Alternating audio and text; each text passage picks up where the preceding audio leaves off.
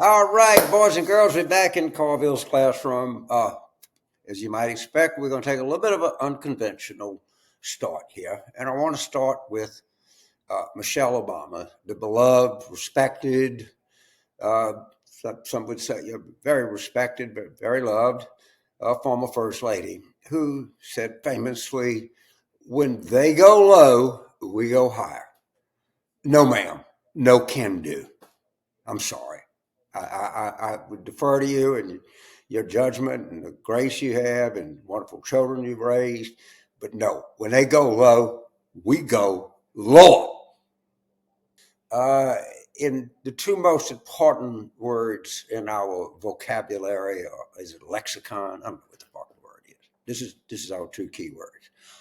Oscar Mike. What does that mean? It means in a NATO alphabet or the phonetic alphabet or something, it means on the move. That's what we are. We're on the move. And I like going to these events. I always tell the truth to law enforcement. We're very legal-minded people. Always feel good about lying to them about whatever your intentions are, your signs are, because they don't deserve the truth. And lying to them it's I think it was Churchill. People say the truth is so precious it has to be protected by a bodyguard of lies. Or some, I don't know who said it, but fuck, somebody said something like that. In other words, when there's a higher truth, it's fine to lie. And I like clever signs. I'd like to see in this. Okay, it's a little whatever. When somebody, some our women's sport, put up a sign. Hey, Trump, you can't grab my pussy, but you sure can kiss my ass. All right, and do like some entertaining signs. Oh, this is just something, and you can figure, I do clap, C-L-A-P, trap, T-R-A-P-K, clap, C-L-A-P, crap, K-R-A-P, K-K-K. I don't care. He's got the clap, and he's full of crap, and he stinks. Don't show him. Don't even think about showing him a modicum of humanity, because he's not shown it to anybody else. And all you have skills. So don't ask me. Think of shit yourself. Write letters. Call in to talk radio. They're already fooling with the voter in New Hampshire. They're using I'm sure it's the Russians. I'm certainly highly suspicious. Guess what? The Russians are coming. The Russians are coming. The Russians are coming. Notify people. This is not paranoia. All right? This is not the ranting and raving of some old man in South Louisiana that's like, I don't know, fucking tinfoil hats or whatever that shit. They're here, and they're going to continue coming. And a lot of you young people, young people, you have kids, you have nephews, maybe they're studying computer, something or another at the University of Illinois in Champaign, Urbana, or Carnegie Mellon. They got skills. They know how to do this. Tell them to go to work to save that country. Because we operate under what we call the 3 A's. Triple A, you know what I mean? To aggravate, annoy, and kick ass. And do everything you can. Because, I don't know what matters or what doesn't matter. As political consultants, we sit around an Irish pub. What do you think? What do you think? It's field? Is it TV? Is it door to door? Is it radio? Fuck it. It all matters. Don't even think about anything. Just do everything. If something strikes you as something to do, as long as it's within the law, go ahead and do it. See where I am? Now, this has become starting to be a big topic, and I'm going to take a little time and explain it to you, and I'm going to be very upfront. So I was on Ari Melba last week, and I talked about normalization. You can't treat Trump like anyone else. Now, you're going to notice on the screen, because we're going to put it on there every 30 or 45 seconds, Trump is an adjudicated rapist. You understand that? He has been found by a jury, according to the judge, in the everyday parlance of the word, he raped that woman. And don't ever forget that. Don't let him forget it, and don't let anybody else forget it. This son of a bitch is a rapist, and they want to normalize it. They want to say, well, we'll have a fact check box. We'll take Biden's position on the border and Trump's position on the border, or we'll take Biden on women's reproductive rights and Trump on this, or Ukraine. And these assholes cannot wait to treat this just like any other election. Well, it's our turn to be the journalists and the commentators and to be on this shit and that shit. You know what happened after I talked about normalization, don't you? No, you don't, because you're not aware of what's going on. It's not your fault. Not at all. You know what the most watched show on cable television is? Fox the Five. You know what Fox the Five talked about after I went on Ari's show and said this? They were obsessed with this. And Carville is doing this and that. And, he compared, these reporters were down there kissing Jason Miller's ass, taking down everything he said at the Fort Des Moines Hotel. They were having such a gleeful time. I listened to this 124 on my satellite, because I travel a lot back and forth between Bay St. Louis and New Orleans. And they were talking to them, they were down there. And I said it was like talking to Goering. And how can you compare anything with NASA? I made a historical mistake. Okay, let me say, James Carville, when I commit an error, I'm like to think that I'm a big enough man. I should have said Goebbels and not Goring. So, okay. And if you don't think that it's comparable, look at what Jason Miller said about the criminals that wanted to kidnap and assassinate Gretchen Whitmer. Look up Jason Miller's relationship with, it's all public, a woman named A.J. Delgado.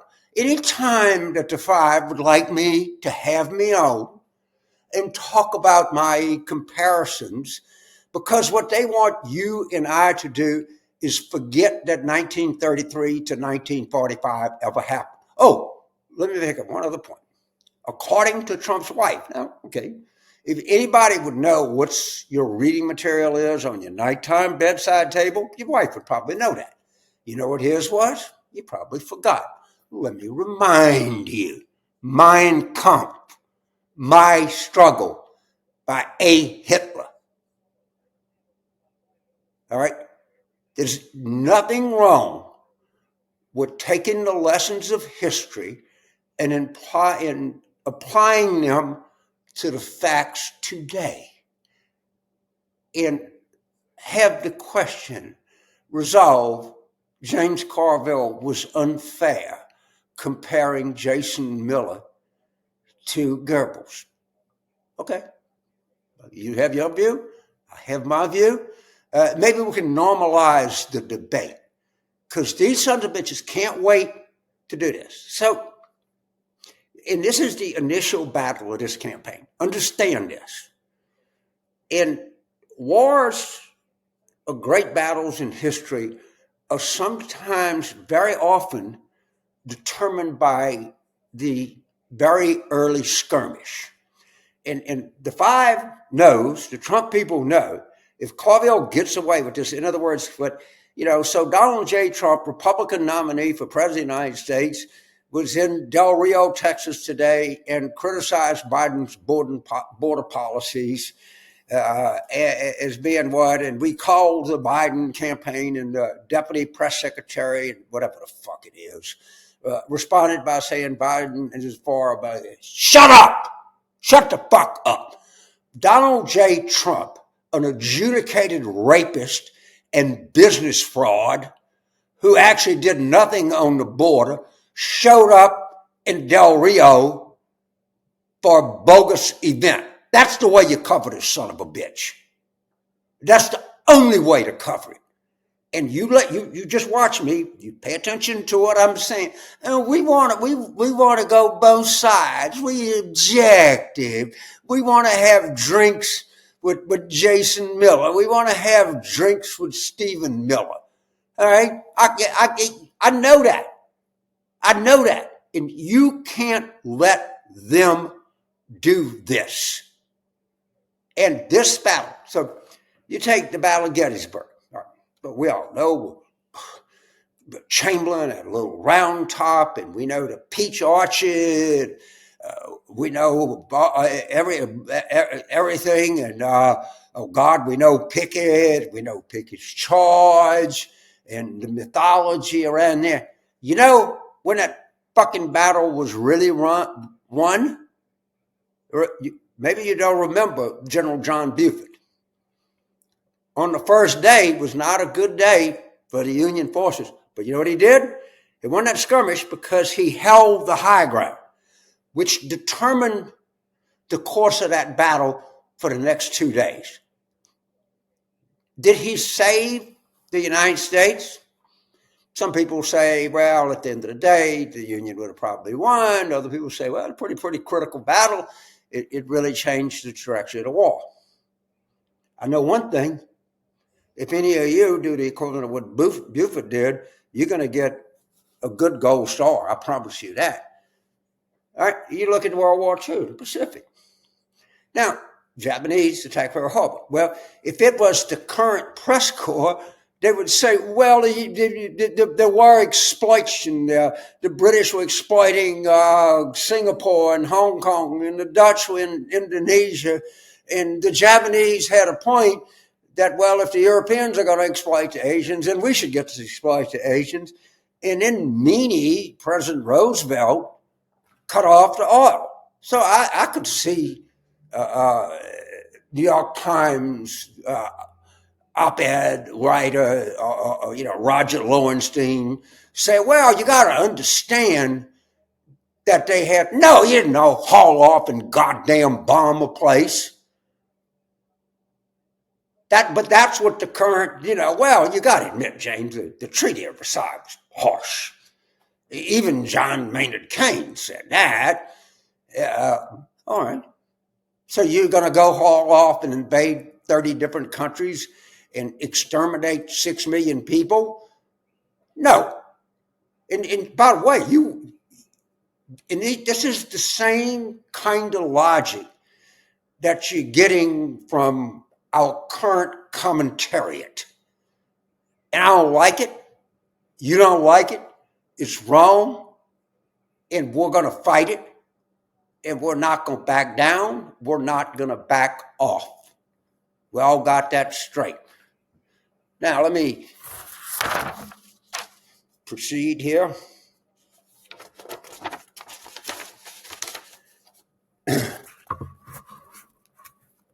So, my big message here is no mercy, no retreat, pile on, be mean, be legal, be factual, engage at every point. Right? I don't know what, again, Rosie the Riveter, I have no idea, maybe you can't be, the guys at Mount Suribachi and, Iwo Jima, maybe you can't be on the D-Day landing forces or something. Okay, fine. You have a role to play. If whatever that role is, you're playing that role for the survival of the Constitution of the United States of America. That's what I'm talking about. And I defy any asshole to question me on this. Because we already know. We know what there is to know about this man. And we know the way that he has treated other people. If he can mock people with a neurological disorder, then we can mock the shit out of him for shitting in his pants. We can mock the shit out of him for, where's your health record? So you say, oh, well, Carville, he's provocateur. He didn't have any evidence. Well, if you want to tell me you don't have syphilis, release your fucking health records, dude. Don't back off. Don't back down.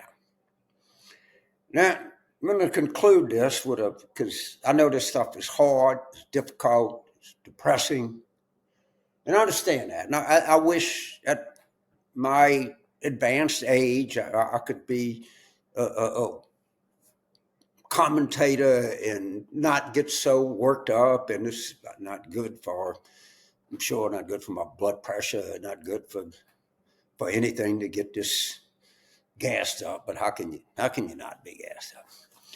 So I'll give you, we're going to do this periodically. We're going to have a little Carville Political Consulting 101. Okay? And one of the people said, well, how do I want to? But James, people stop. My nephew wants to get into campaigns. I want to get into campaigns. What advice do you have? And how do I think I should be in politics? And I get this a lot. So I always like to start with a story.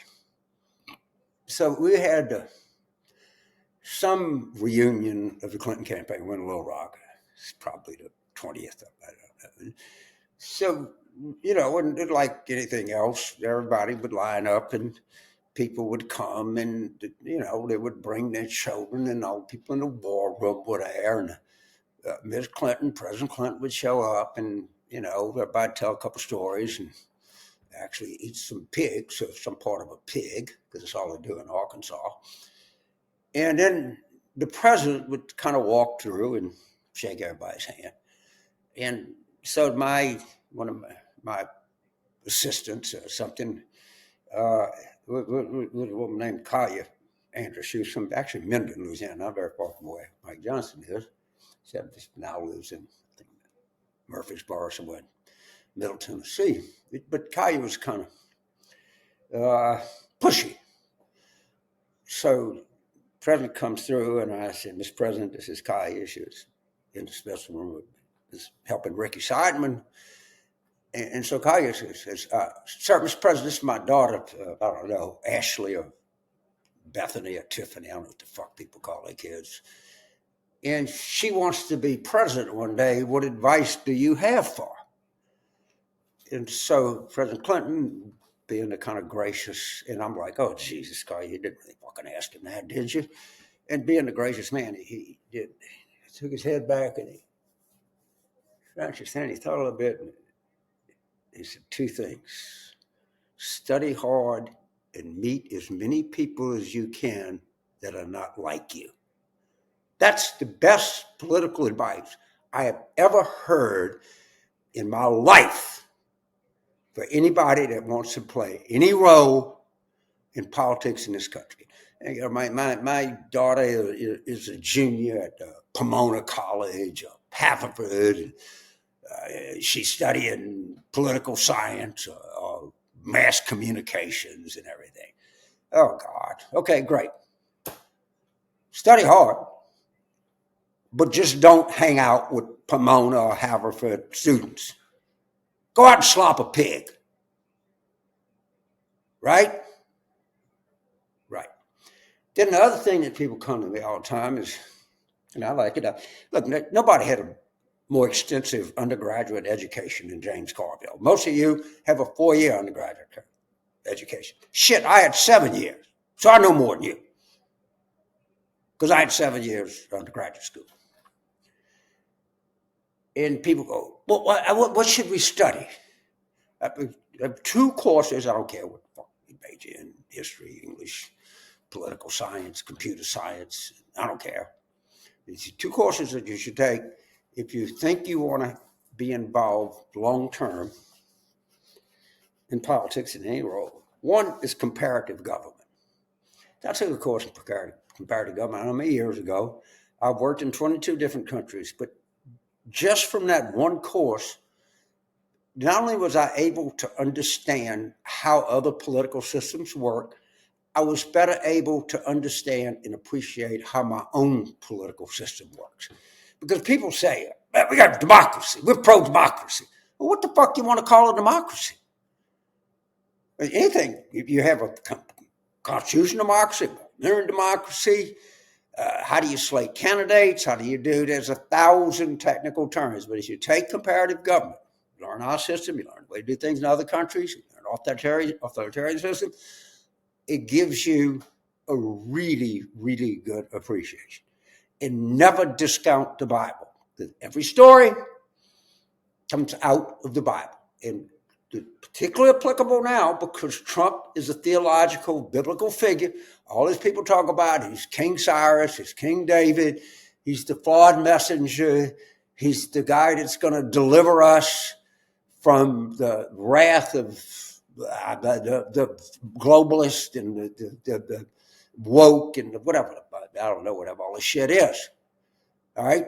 But very important, because if they're using biblical themes, and by the way, it's just not evangelical people that don't know biblical themes. The whole world knows it. And we doing fucking talking points or sitting there with one thumb in our goddamn mouth and one in our rectum and switching every 5 minutes, we're going to get beat. We're going to get beat. So remember that.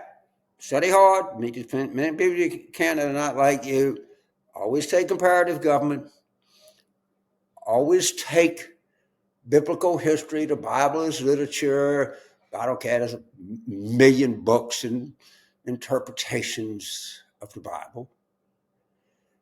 And then apply these to things that you learn and the things that you're faced with, because they're very, very important lessons.